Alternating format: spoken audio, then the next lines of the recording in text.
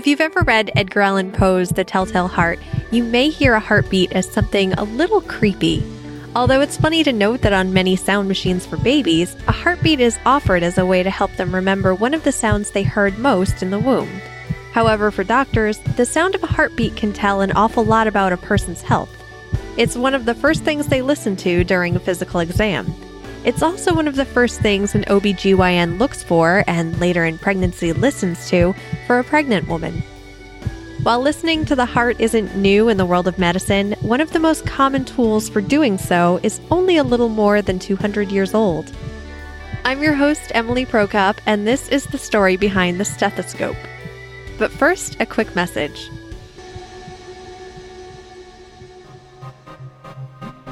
If you're not in the Story Behind discussion group, you may have missed a glassy-eyed video of me at something like 7 a.m. in the morning this past Sunday when I finished writing the Story Behind book. I just wanted to take this moment to thank everyone who cheered me on during those final weeks of writing, those who sent me messages and posted in the group, and those who kept me company virtually while I got stuff done.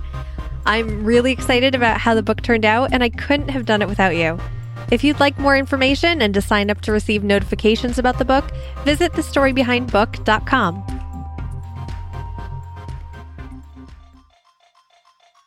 Probably a name most associated with the history of medicine would be Hippocrates, known as the father of medicine.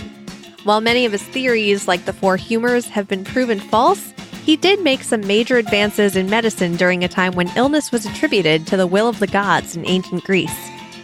One thing he did notice was the sounds in a person's chest can help reveal what made a person sick, although his method was to shake the patient by the shoulders and then put an ear to the chest to hear the movement of fluid within it, which is known as succussion. What he and doctors all the way through the 17th century were listening for was a gurgling sound, which would signify that there was fluid in the thorax or chest, and that probably shouldn't have been there. For centuries, doctors would put their ears to patients' bare chests to listen to their heartbeat and for any fluid moving around, without the shaking. This was known as auscultation, which was a form of the Latin word auscultare, meaning to listen. As you can imagine, it was a little invasive, especially as modesty was favored. One doctor who practiced auscultation was René Laennec from France. However, when a larger woman came into his office in 1816, he felt uncomfortable putting a bare ear to her chest.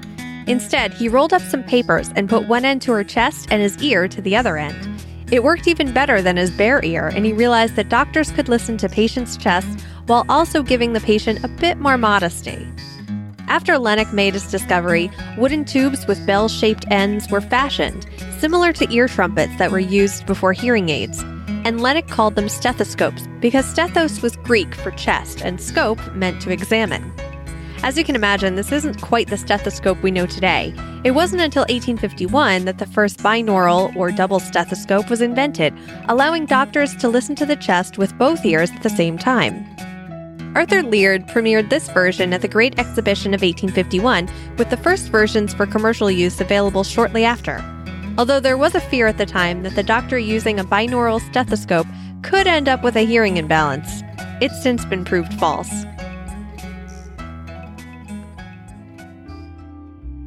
You've probably noticed that the piece of the stethoscope at the end that goes on your chest has two sides, a small one and a large one. These are used to listen to different frequencies. The large one, called the diaphragm, is used for listening to higher frequencies, while the small side, called the bell, is used to listen to lower frequencies. However, with the emergence of electronic stethoscopes, the two sides aren't needed as much, and the volume can be turned up with the press of a button. Doctors not only use stethoscopes to listen to the heart or chest, but also the neck, belly, and lungs to hear the movement of fluids and gases. Here's a fun rabbit hole I fell into while researching this episode. We know doctors use stethoscopes to listen to heartbeats, and they've been trained to know what to look for when it comes to them. Well, this made me think of CPR training, and a common helpful tip for those who have to perform it is to pump the hands over someone's chest in time to certain songs, like Stayin' Alive by the Bee Gees, Michael Jackson's Man in the Mirror, or Missy Elliott's Work It.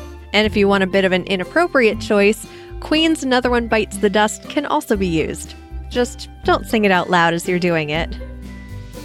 These songs are within the 100 and 120 beats per minute needed to perform successful CPR on a human, but I got curious about other animals, since their heartbeats are different than ours.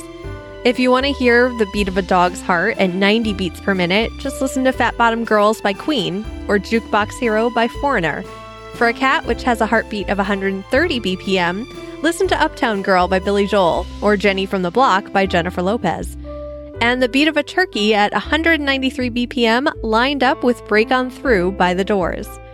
Just some extra fun trivia I wanted to throw at the end here.